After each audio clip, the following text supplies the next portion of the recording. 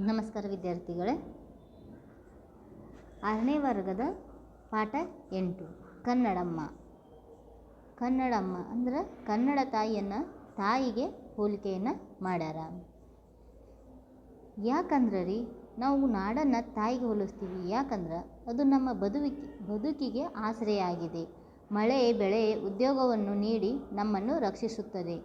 ಯಾವ ರೀತಿ ನಮ್ಮ ತಾಯಿ ನಮ್ಮನ್ನು ಪಾಲನೆ ಪೋಷಣೆ ಮಾಡಿ ರಕ್ಷಣೆ ಮಾಡ್ತಾಳಲ್ಲ, ಅದೇ ರೀತಿ ನಮ್ಮ ನಾಡು ಕೂಡ ನಮಗೆ ಒಂದು ಬದುಕನ್ನು ನಡೆಸಾಕ, ಆಮೇಲೆ ಮಳೆ ಬೆಳೆ ಉದ್ಯೋಗವನ್ನು ನೀಡಿ ನಮ್ಮನ್ನು ರಕ್ಷಿಸ್ತೈತಿ. ನಮ್ಮ ಕನಸುಗಳನ್ನು ನನಸು ಮಾಡುತ್ತದೆ, ನಮಗೆ ಸಂತೋಷವನ್ನು ತರುತ್ತದೆ. ಈ ಅಂಶಗಳು ಪ್ರಸ್ತುತ ಕನ್ನಡಮ್ಮ ಕವಿತೆಯಲ್ಲಿ ಒಡಮೂಡಿವೆ.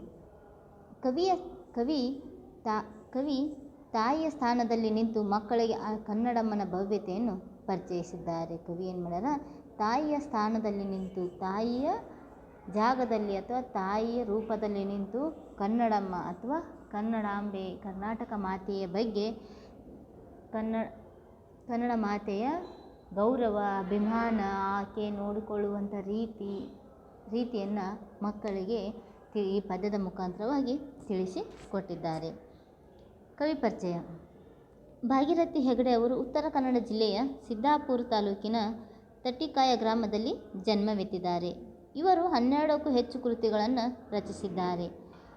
ಪ್ರಮುಖ ಕೃತಿಗಳೆಂದರೆ ಗುಬ್ಬಿಯ ಸ್ವರ್ಗ, ಕನ್ನಡಮ್ಮ. ಇವು ಮಕ್ಕಳಿಗಾಗಿ ರಚಿಸಿದ ಕೃತಿಗಳು. ಮಕ್ಕಳು ಹಾಡಿ ನಲಿದು ಕುಣಿಯುವ ಪದ್ಯವಿದು. ಇದೇನೈತ್ರಿ, ಮಕ್ಕಳ ಹಾಡಿ ನಲಿದು ಕುಣಿಯುವಂಥ ಪದ್ಯ ಅಂಥೇಳಿ ಕವಿಗಳು ಹೇಳ್ತಾರೆ. ಒಂದೊಂದಾಗಿ ಪದ್ಯದ ಭಾವಾರ್ಥವನ್ನು ನೋಡ್ಕೊತ ಹೋಗುನು. ಹೊತ್ತು ಹೆತ್ತು ಸಲುಹಿದವಳು, ತುತ್ತ ನಿತ್ತು ಬೆಳೆಸಿದವಳು, ಎತ್ತಿ ಮುದ್ದಾಡಿದವಳು ತಾಯಿಯಲ್ಲವೇ, ನಮ್ಮ ತಾಯಿಯಲ್ಲವೇ. ಏನು ಹೇಳ್ತಾರೆ ಅವರು, ಹೊತ್ತು ಹೆತ್ತು ಸಲುಹಿದವಳು. ಹೊತ್ತು ಅಂದ್ರೆ ನಮ್ಮನ್ನು ರಕ್ಷಣೆ ಮಾಡಿದವಳು, ನಮಗೆ ಜನ್ಮವನ್ನು ನೀಡಿದವಳು. ತುತ್ತ ನಿತ್ತು ಅಂದ್ರೆ ಅನ್ನವನ್ನು ಆಹಾರವನ್ನು ಕೊಟ್ಟು ಬೆಳೆಸಿದವಳು.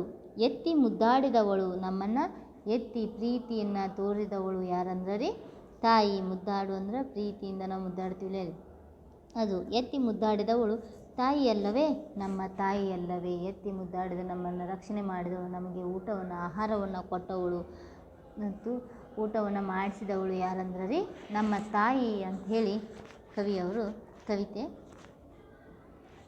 ಕವಿತ್ರಿ ಹೇಳ್ತಾಳ. 2ನೇ ಪ್ಯಾರ. ನುಡಿಗೆ ನಾದ ತುಂಬಿದವಳು, ಎದೆಗೆ ಹಾಡ ನುಡಿದವಳು, ಒಡಲಿಗನ್ನ ಉಣಿಸಿದವಳು ಅಮ್ಮನಲ್ಲವೇ, ಕನ್ನಡಮ್ಮನಲ್ಲವೇ. ಏನು ಹೇಳ್ತಾರವಳ, ನುಡಿಗೆ ನಾದ ತುಂಬಿದವಳು, ನಮ್ಮ ನುಡಿಗೆ ಮಾತನ್ನು ಕಲಿಸಿದವಳು. ನಾದ ಅಂದ್ರೆ ಸಂಗೀತವನ್ನು. ನಾವು ಪ್ರತಿಯೊಂದು ಮಗು ಮಾತನಾಡುವಂಥ ಮಾತು ಹೆಂಗಿರ್ತವ, ಸಂಗೀತದಂತೆ ಇರ್ತೈತಿ ಅಂತ ಅವರು ಪ್ರತಿಯೊಬ್ಬರು ತಾಯಿಯವರು ಹೇಳ್ತಾರೆ. ಅದೇ ರೀತಿ ಆ ನುಡಿಗೆ ನಾದವನ್ನು ತುಂಬಿದವಳು, ಆ ನುಡಿಗೆ ಒಳ್ಳೆಯ ಮಾತನ್ನು ಕಲಿಸಿಕೊಟ್ಟವಳು ಯಾರು, ತಾಯಿ. ಎದೆಗೆ ಹಾಡ ನುಡಿದವಳು, ಎದೆಗೆ ಹಾಡ ಕಲಿಸಿಕೊಟ್ಟವಳು ಯಾರು, ತಾಯಿ. ಒಡಲಿಗೆ ಅನ್ನ ಉಣಿಸಿದವಳು, ನಮ್ಮ ದೇಹಕ್ಕೆ ಅನ್ನವನ್ನು ಉಣಿಸಿದವಳು ಯಾರು ಅಂದ್ರೆ ತಾಯಿ. ಅವಳೇ ಅಮ್ಮನಲ್ಲವೇ, ಕನ್ನಡಮ್ಮನಲ್ಲವೇ. ಒಳ್ಳೆಯ ರೀತಿ ನಡೆ ನುಡಿ ಸಂಪ್ರದಾಯ ಇವೆಲ್ಲವನ್ನು ಕಲಿಸಿಕೊಟ್ಟಂಥವಳೇ ನಮ್ಮ ತಾಯಿ, ಕನ್ನಡಾಂಬೆ, ಕನ್ನಡ ಮಾತೆ ಅಂಥೇಳಿ ಕವಿಗಳು ಹೇಳ್ತಾರೆ. ಮಣ್ಣಿನಲ್ಲಿ ಚಿನ್ನವಿರಿಸಿ ಕಣ್ಣಲ್ಲಿ ಬೆಳಕು ಬರೆಸಿ ನಮ್ಮ ನಿಮ್ಮ ಕಾಯುವಳು ಅಮ್ಮನಲ್ಲವೇ, ಕನ್ನಡಮ್ಮನಲ್ಲವೇ.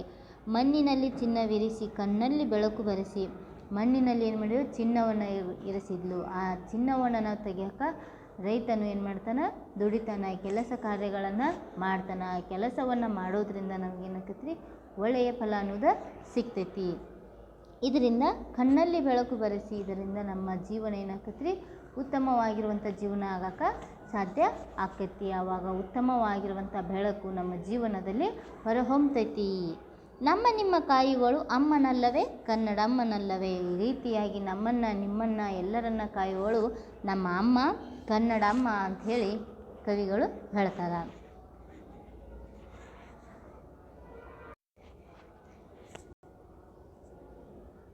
4ನೇ ಪದ್ಯದ ಭಾವಾರ್ಥ.